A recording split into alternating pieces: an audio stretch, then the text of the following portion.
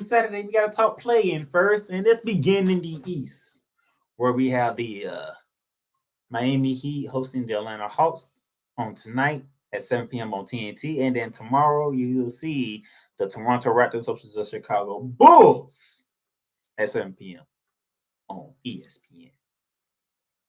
Beginning with the Miami Heat and the Atlanta Hawks, ladies and gentlemen, we have Trae Young, Devontae Murray leading the Hawks against Jimmy Butler and the Miami Heat.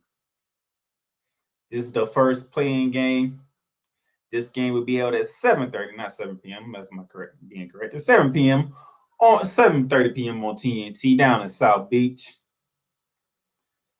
As I look at it here, we have the Miami Heat as a 4.5 favorite according to Vegas. ESPN says that the Miami Heat has a 56.4% chance of winning this game of the Atlanta Hawks to clinch the 7th seed. By the way, the winner of this game will see the Boston Celtics in the first round of the playoffs. Nevertheless, we're talking about Heats and Hawks. The Miami Heat won the regular season 3-1 over the Atlanta Hawks. With the Miami Heat winning the last 2 games back in March 4th and March 6th. Both games were in Miami. The leaders of the team, there's no doubt about it. We know who the leaders are of this team. We have Trae Young on one side. For the Atlanta Hawks, Trae Young has been pretty quiet this year, to say the least. Now, nothing real, believe, fanfare going on with Trae Young as opposed to other seasons. This year, Trae Young has averaged 26.2 points per game, which is 10th in the league, giving you 10.2 assists per game, which is 2nd in the league, shooting 43% from the field and 33.5% from 3. Like I said, it's been kind of a down year for Trae Young this year, and not the typical numbers that I'm used to hearing when it comes to Trae Young. Wondering what's going on with Trae Young, and see what's going on. This is pretty much his 3rd lowest scoring percentage in his career, dating back to his rookie year when he only averaged 19 points per game, and then his 3rd year when he averaged 25. Definitely down from last year when he was scoring 28.4 points a game. His assists went up a bit from 9.7 to 10.2. His shooting percentage has dipped though. Last year he was shooting 46%. He's shooting 43%. From 3-point range, he was shooting 38.2% from 3. He's only shooting 33.5% from 3. It's been a down year for Trae Young. It's been pretty much a down year.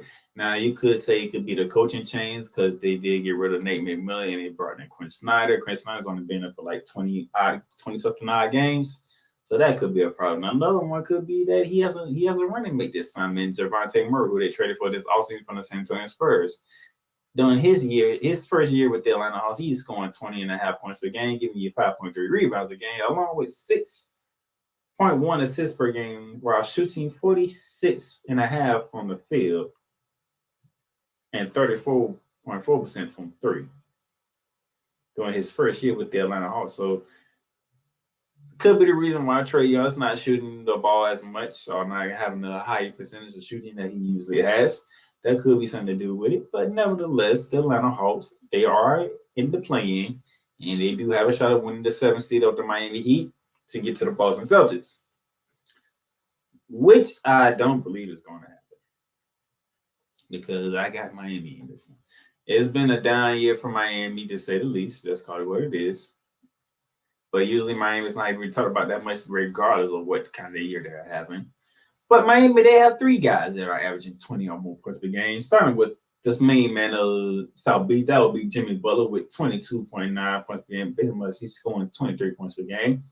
You got Bam Adebayo scoring 20.5 points per game. Then you have Tyler Hero at 20 per game. Bam is almost getting you a double-double with 9.2 rebounds a game. Jimmy Butler's averaging 6 rebounds a game and 5 assists a game. Tyler Hero's giving you 5 rebounds a game and 4 assists a game. So the West is being spread. They also have 3 other guys who scores in who scored double digits again with Mark Struth at 11.5, Kyle Lowry at 11, and Victor Oladipo with basically at 11.5. So even though it's been a down year for the Miami Heat, they are still doing their thing. And nevertheless, they are still one of the. They still won. Let me see. Defensively, they one of the most defensive teams in the league. They only give up 110 points per game, which is the second best in the East behind the Cleveland Cavaliers, who want to give up 107 points a game to their opponents. So that defensive prowess is still there for the Miami Heat. So you have to contend the fact that you have to score. You have to be able to score points against the Miami Heat, or Miami Heat will run away with it. As the Miami Heat average 109, about 110 points a game themselves. Hawks are averaging 118 points a game, but they give up 118 points per game. So we could see a high scoring affair tonight to begin the play-in tournament between the Hawks and the Heat. But as I said earlier, I like the Miami Heat. I'm taking the home team in this one. I'm taking the Heat to handle business and do what they need to do to move on and face the Boston Celtics in the first round of the NBA playoffs. That is at 7:30 on TNT. Your doubleheader is at 10 p.m.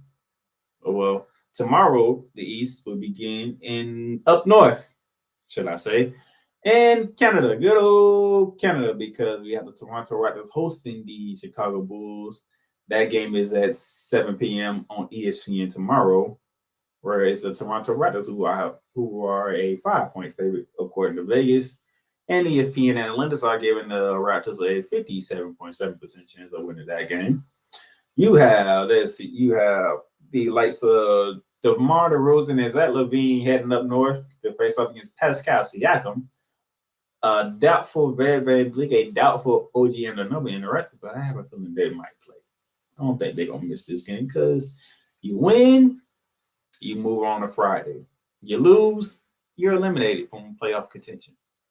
That's pretty much this game. This is an elimination game from postseason contention between the Bulls and the Raptors in the 9-10 spot in the East. As I mentioned earlier, Zach LaVine, DeMar DeRozan is the leaders of the Chicago Bulls. You have Zach LaVine averaging almost 25 points a game with 4.5 rebounds a game, 4.2 assists per game. DeMar DeRozan, 24.5 points per game with 4.6 rebounds a game and 5 assists per game. They are the leaders. You still have Nikola Vucevic as the big man, giving you 17.6 points per game with 11 rebounds a game.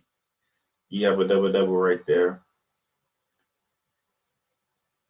But will that be enough to get past a Toronto Raptors team here that has been up and down, to say the least? And that has been up and down, to say the least. But when they're at home, they know how to win. Both teams are 6-4 in their last 10 games coming in, so both teams are feeling good about how they've been playing so far. But when it comes down to Pascal Siakam, the man is averaging 24 points per game, about 8 rebounds a game, and 6 assists a game.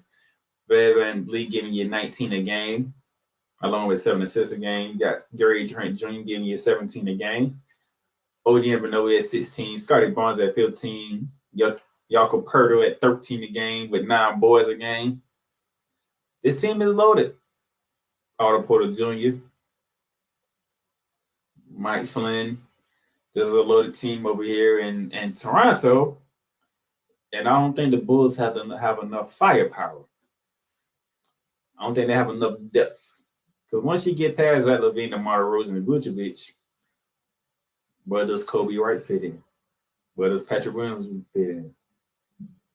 You had Gordon Dragic, you got Patrick Beverley, Alec Caruso, been up and down.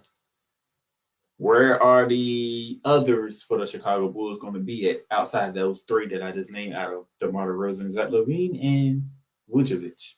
Outside of that, who else is coming to play for the Chicago Bulls to help them move on to Friday's game against the loser of the Hawks Heat game?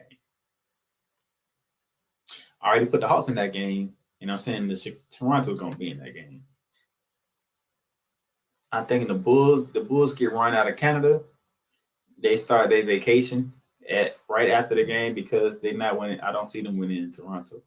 Okay. So in the East, I have the Heat taking the 7th seed, and I have the Hawks in Toronto meeting up and down in Atlanta for the 8th seed on Friday night.